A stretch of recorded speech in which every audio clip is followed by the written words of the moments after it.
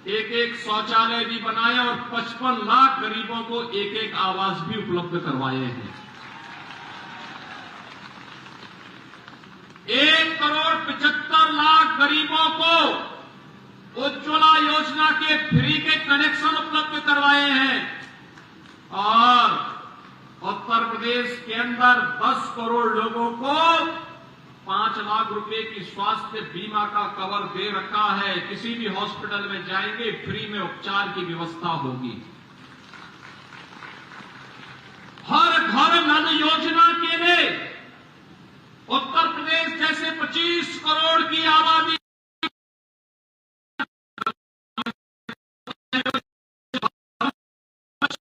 जल की आपूर्ति हो रही है। 1.5 करोड़ सरकारों को उपलब्ध प्राप्त कर ली है।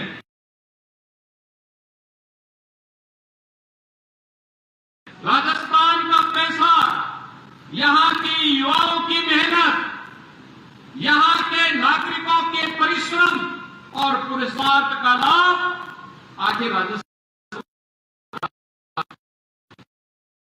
का खेल कब तक चलेगा?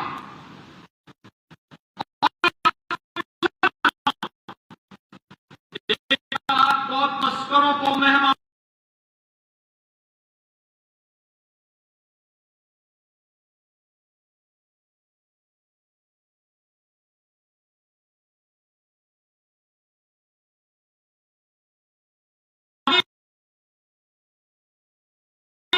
कसी होती है। 5 बेटियां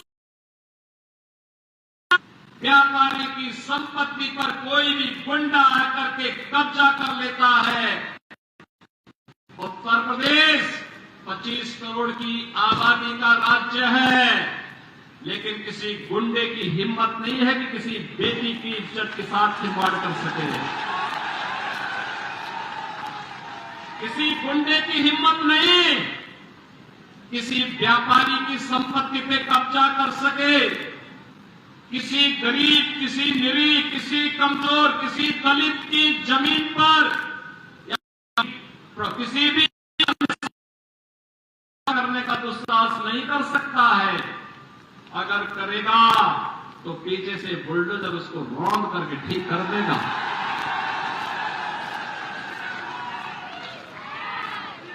किसी संत की तरह टेढ़ी नजर से कोई गुंडा नहीं देख सकता। बेटी को सुरक्षा है तो पूज्य संतों का सम्मान भी है। गरीब जहां बसा है, जहां गरीब बसा है, वहीं पे उसको जमीन का पट्टा भी दे दिया गया, उसका आवास भी बनाया जा रहा है। जहां संत का आश्रम है वहीं पर उस आश्रम के लिए सरकार से भी सहयोग किया जा रहा है। और प्रदेश के अंदर उत्तर प्रदेश 25 करोड़ की आबादी है। लंपी डिजीज से उत्तर प्रदेश में गोवंश को नुकसान नहीं। एक एक गौ माता को सर्वे देवा स्थिता देहे सर्वदेव मही को, सभी देवी देवताओं का निवास जिस गौ माता में हमने माना, उस गौ माता को बीमारी से भी बचाया और बूचड़ों से भी बचाने का काम प्रभावी ढंग से हम कर सकते हैं। क्यों विफल हो गए? कारण है गौ माता के प्रति आप लोगों की निष्ठा नहीं थी। कांग्रेसी केवल मुद्दा भुनाना चाहते थे और परिणाम क्या था? भारी संख्या में गोवंश को नुकसान होता है राजस्थान में और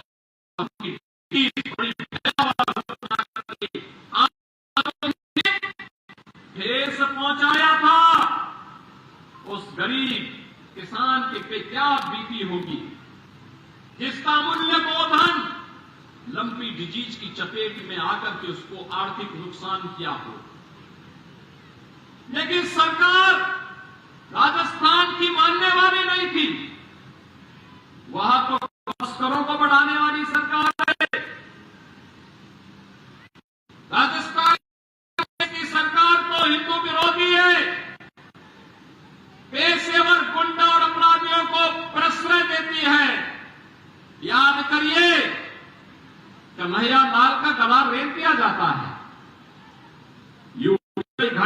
अंजाम देगा तो अब तक क्या अंजाम होता, इसका परिणाम हर व्यक्ति जानता है।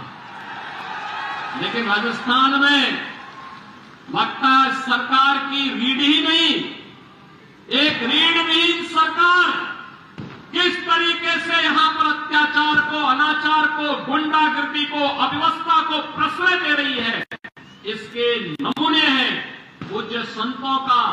जिस तरीके से पूज्य संतों के आश्रम पर यहां पर हमले किए गए, सरकार के संरक्षण में वहां पर उन्हें पानित किया गया, इस तरीके से बेटियों के साथ जो व्यवहार यहां पर हुआ, ये क्या दिखाता है?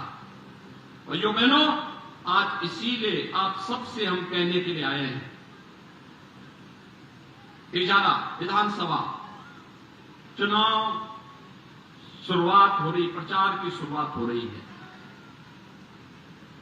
और मुझे ये भी बताया गया है कि तिजारा विधानसभा क्षेत्र में कांग्रेस जिस व्यक्ति को भेजी है, वो अपने बारे में बड़ी बड़ी उपमाएं लगाता है। हमने भी सुना है। भाइयों बहनों, तालिबान का उपचार तो बजरंगबली की गदा ही है। देख रहे हैं ना इस समय गाजा में इजराइल तालिबानी मानसिकता को कैसे कुचलने का काम कर रहा है, सटीक एकदम निशाना मार मार करके। भाइयों बहनों, अराजकता और गुंडागिर्दी या आतंकवाद सभ्य समाज के लिए सबसे बड़ा कलंक है। लेकिन जब गुंडागिर्दी और अराजकता के साथ वोट बैंक की राजनीति जुड़ जाती है, तो एक गरीब, एक निरीह, एक महिला, एक व्यापारी और पूरा सभ्य समाज उसकी चपेट में आता है। आज भारत एक नए भारत के रूप में है। एक प्रधानमंत्री मोदी जी के नेतृत्व में एक टीम के रूप में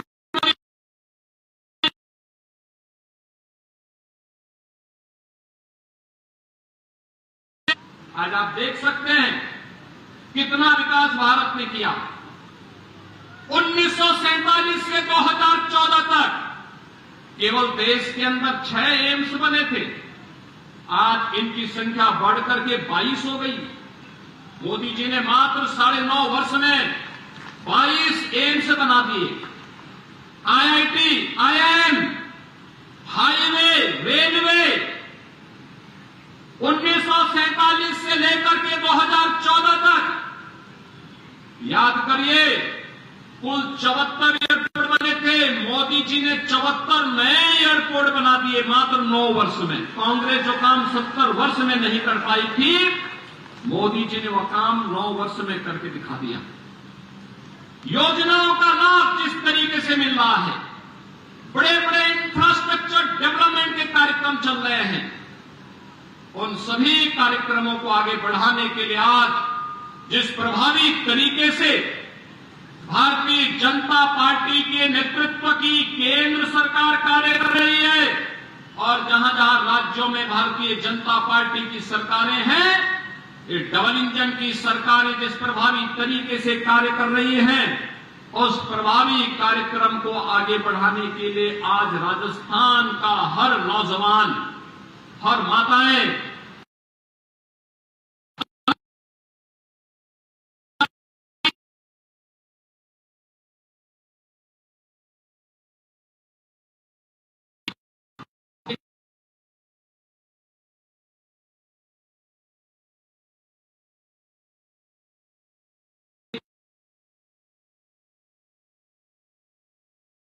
का परिवार